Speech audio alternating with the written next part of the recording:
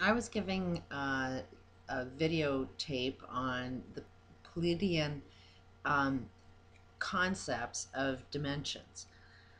Very interesting video. I'll post a link to it below. But one thing we've got to realize is nobody in the past has figured out this puzzle yet.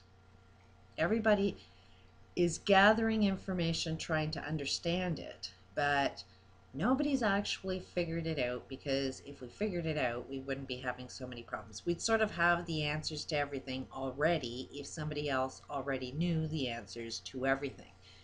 So while we kind of look back in our past for little clues, we have to understand that they're only clues, but a good part of it is wrong.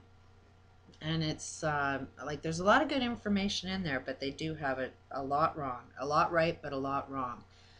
And I'm noticing a lot of people are, especially the science community, everybody has different comprehension, a different understanding of what dimensions are.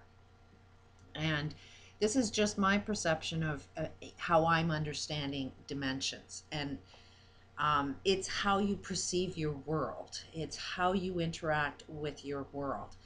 And the one science that I'm kind of liking is P-brains, and it's brains, BRANES. Not much you can find on that, but the P stands for the number of brains used to perceive your world in. And they are saying that there's 11 dimensions, 11 types of P brains, but I think even they have it wrong.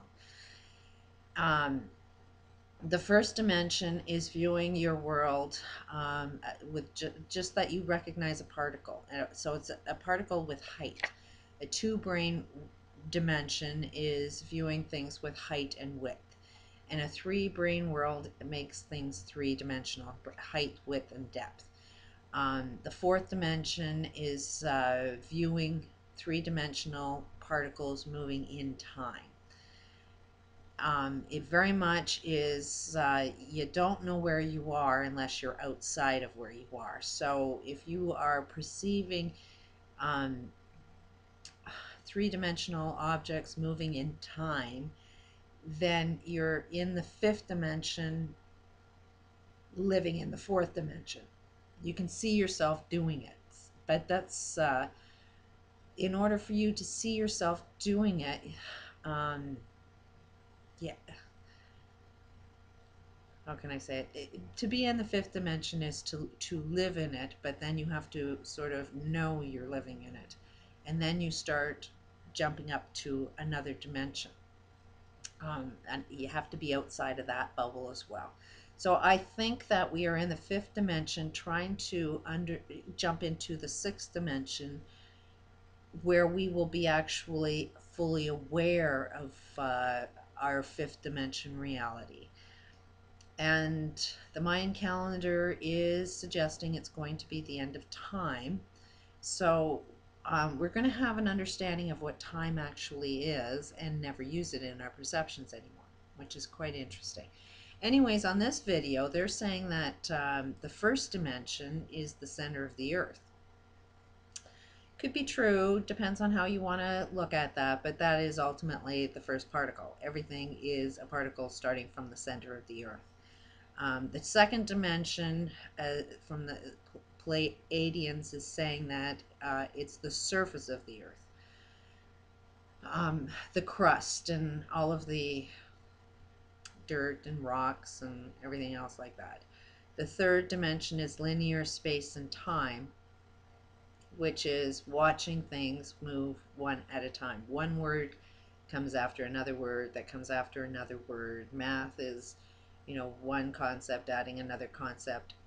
It's everything being introduced one at a time, at a time, at a time. It's having one thought that leads to another thought that leads to another thought. Everything is linear in this experience within time.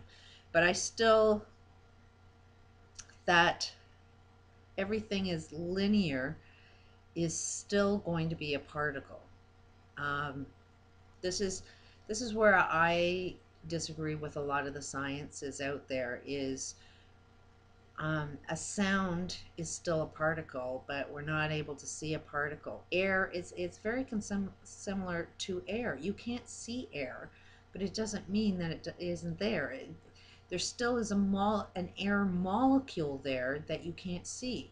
Same with electricity. I believe electricity is like a particle. Just even a thought is like a particle. Because a thought, in order for you to have a thought, the only way you can have a thought is by creating a chemical for you to experience that thought. So the chemicals that create that thought for you to experience it is a particle. So how we're perceiving what particles are moving in time, um, a lot of our sciences is saying that, oh, that's in the fifth dimension and that's in the sixth dimension. It's like, no, that's still a particle, a three-dimensional particle moving in time. So that's where I'm kind of disagreeing with this. The fourth dimension, they're saying it's the collective mind. In the fourth dimension, watching particles moving in time is still the collective mind. It still fits within that fourth dimension because all aspects of particles comes from the collective mind, but we're not aware of it.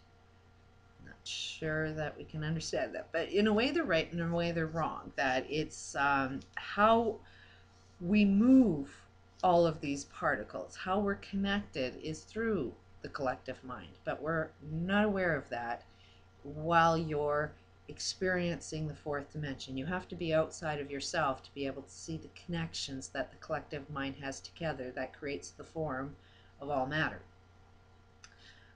They're also saying that dogs aren't part of, animals aren't part of this collective mind. Yes, they are. If you can understand the mind of nature, then you'll understand the collective mind. So I think they're dead wrong with that all aspects of nature, anything that is alive, anything that thinks, which is a plant, every cell has a thought. So it's part of the collective mind. When you detach yourself from nature is when you start destroying yourself, because that nature is part of you. You need that to eat. You need it to sustain your reality. So it's, I think they're dead wrong when they're saying that nature isn't part of the collective mind. I think it really is. So the fifth dimension, they say it's the opening of heart. I truly believe that that's what it is, because it is about unconditional love.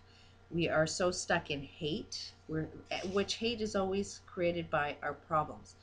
And you happen to hate your problems. And we may hate other people thinking that other people create our problems, but when we get into the collective mind and you start to see how you are interacting with everything that you hate and that how you are creating your own hates by the connections you have and what you attract and how you piss other people off, and you think, like it's just the way we interact with each other that is creating all our wars, creating all our diseases. But when we start to, get into more of this fifth dimension, it will be an opening of heart and getting into unconditional love.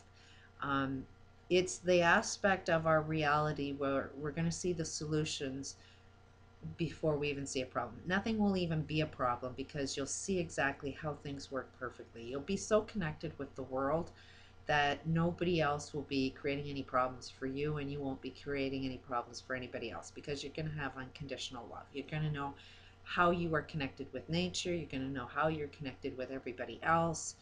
And the perception of time is only watching this whole process develop. How long does it take for you to recognize the solution to a problem? That's why particles are moving, is you're watching things move as a struggle as you try to build something. And what you're always building is the solution to every problem that you're experiencing, but you don't know it. The sixth dimension is where they're saying it's geometric forms, more of a mental field. I think that's still all within The fourth dimension, we're already having that. Everything that you experience, life has a geometric form. Everything that you experience is created by a mental form. So we still have that those are like particles moving in time because they're forms. And the Pleiadians say the seventh dimension is sound, and sound creates geometric shapes, which creates, our forms, our your couches, your chairs. It all starts with a vibration, which is still in the fourth dimension and can still be experienced in the fifth dimension as long as we experience it with an open heart, that unconditional love, which is just the elimination of time, which the Mayan calendars say it's the elimination of time. 5, they're saying it's divine consciousness, a oneness. I think that's going to be the fifth dimension. When we're in the sixth dimension experiencing the fifth, you will have a divine consciousness. And that's, we'll recognize how we're connected with everything, and not damage anything, because we're going to have this unconditional love. We'll sort of see how, your left hand is very attached to your right hand and you need both. We're going to see that people that are living in great wealth can't have people live in poverty, and those in poverty are going to know that you can't have people living in super wealth. We're going to have more of an agreement, because one will always do damage to the other. And then they're saying the ninth dimension is time. And I'm totally disagreeing with that. I think the time is very much experienced in the fourth dimension, and time is the measurement of watching something move. The only thing that we're moving right now is problems into the solutions, but we've been ignoring problems for a long time while we're trying to get a solution. If you haven't noticed, that's where a lot of people are kind of frustrated, is you want something but you can't make it happen. Why? And you're waiting. Waiting is time. So it's going to be, to jump into the sixth dimension experiencing the fifth dimension without time means that you're going to know the solution. You're going to have everything that you want instantly. But part of that may also include that you're going to learn how to love the anticipation of looking forward to something. Right now we may perceive that as a negative, but without time, just the, enjoying the anticipation of looking forward to something, you can really get caught up in that without having any time involved. It's just something that you really, really look forward to and enjoy the looking forward to it. Generally, that's the best aspect of creating anything, is the enjoyment of creating something. And right now we're seeing that as a struggle, but I think in the future that'll be a joy. Peace out.